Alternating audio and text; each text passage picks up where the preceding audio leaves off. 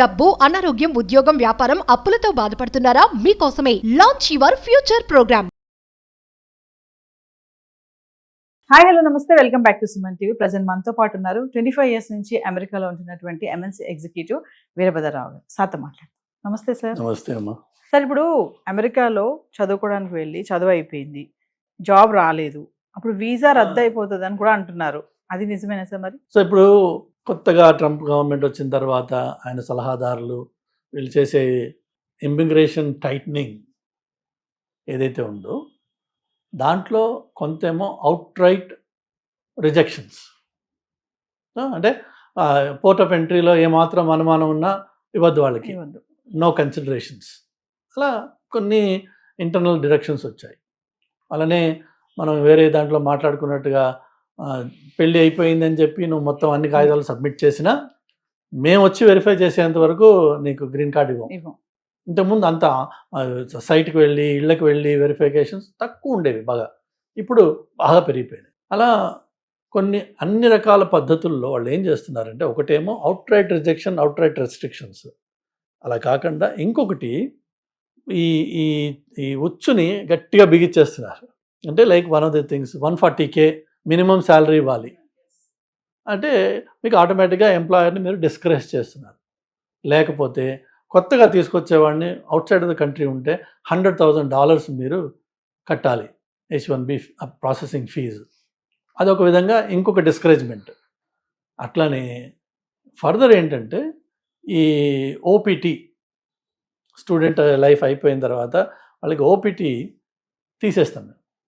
అంటే అర్థం ఏంటంటే, నువ్వు స్టూడెంట్ లైఫ్లో ఉన్నప్పుడే ఫైనల్ సెమిస్టర్లో ఉన్నప్పుడు నువ్వు జాబ్ సంపాదించుకుని ఆ జాబ్ ఎంప్లాయర్ నీకు H1 ఫైల్ చేస్తే నువ్వు ఇక్కడ కంటిన్యూ చేయొచ్చు, లేకపోతే you have to leave the country.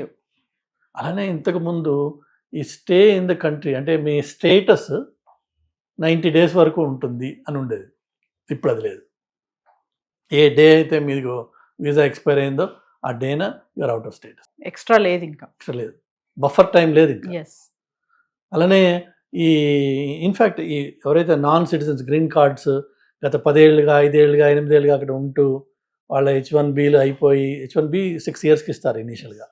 దాని తర్వాత మీరు గ్రీన్ కార్డ్ ఉన్నప్పుడు దాన్ని అన్నట్టుగా గ్రీన్ కార్డ్ ప్రాసెస్ మొదలయ్యి I-140 అప్రూవల్ ఉన్నవాళ్ళు అది H1B రెన్యూ చేసుకుంటూ ఉండొచ్చు. ఇలా స్టెప్స్ ఉన్నాయి. అదే ఈ అప్లికేషన్స్ ఫైల్ చేసినప్పుడు చాలా విషయాల్లో ఆటోమేటిక్గా రెన్యువల్స్ అయిపోయాయి. ఇప్పుడు ఆటోమేటిక్ రెన్యువల్స్ తీసేశారు. అంటే నువ్వు అప్లై చేయాలి, ఆ అప్లికేషన్ మహా అయితే 90 days ఎక్స్పైరీ ముందు చేయొచ్చు. ఈ 90 daysలో నీకు రెన్యువల్ చేతికి వస్తే సరే, కానీ ఏ రెన్యువల్ కూడా 90 daysలో రావట్లేదు. 3 months 6 months 7 months అట్లా పడుతుంది. సో ఇంతకుముందు ఆటోమేటిక్ రెన్యువల్ అంటే ఎలా ఉండేదంటే, నువ్వు అప్లై చేసేసావంటే మేము ఏమన్నా అడిషనల్ డాక్యుమెంట్ కావాలంటే మిమ్మల్ని వచ్చి అడుగుతాం, బట్ అదర్వైజ్ నువ్వు కంటిన్యూ చేసుకుంటూ ఉండు. ఇప్పుడు అలా కాదు. నువ్వు 90 days ముందు అప్లై చేసావు, or 120 days, whatever those limits are, apply చేసి నీకు ఎక్స్పైరీ డేట్ ముందు నీకు రెన్యువల్ చేతికి వస్తే నువ్వు నార్మల్గా కంటిన్యూ చేయి. ఒకవేళ రాకపోతే యూ షుడ్ స్టాప్ వర్కింగ్. అంటే వాళ్ళ ఎంప్లాయర్ వాళ్ళకి జీతం ఇవ్వకూడదు, వీళ్ళు ఆ ఉద్యోగంలో కంటిన్యూ కాకూడదు. యూఆర్ అవుట్ ఆఫ్ స్టేటస్ అంటుంది. అవుట్ ఆఫ్ స్టేటస్ అయ్యాక నువ్వు అక్కడ ఉండకూడదు. సో చాలా జీవితాలు షేక్ అయిపోతాయి. ఎస్పెషలీ పిల్లలు అక్కడ ఉండి పెరుగుతూ ఇంకా సిటిజన్షిప్ లేకుండా గ్రీన్ కార్డ్ ప్రాసెస్లో ఉన్న వాళ్ళకి చాలా కష్టతరమైన టైం. సో ఈ విధంగా ఏంటంటే ఎక్కడికక్కడ ఇమ్మిగ్రెంట్స్ని అమెరికాలో తగ్గించేయాలి అన్నది మెయిన్ టార్గెట్. ఒకటి మీరు లాస్ట్ క్యాంపెయిన్లో చూసినట్లయితే, అదకన్నా ఫర్దర్ ఇంకా ఇంట్రెస్ట్ ఉంటే ప్రాజెక్ట్ 2025 అని ఒక 900 పేజీల డాక్యుమెంట్ ఉంది ఒకటి. అందులో ఇవన్నీ వాళ్ళు ఆల్రెడీ చెప్పారు, మేము ఇది చేయబోతున్నాం, మేము అమెరికాని మళ్ళీ ఎలా చూడబోతున్నాం. మాగాకి వీళ్ళు సూపర్ బ్రెయిన్స్ అన్నమాట బిహైండ్ దట్. సో అమెరికన్ కంట్రీని మళ్ళీ రీషేప్ చేయాలి.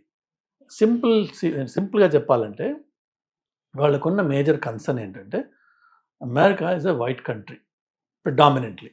అఫ్కోర్స్ బ్లాక్స్ కూడా అక్కడ ఉన్నారు, కానీ it's a predominantly European white country.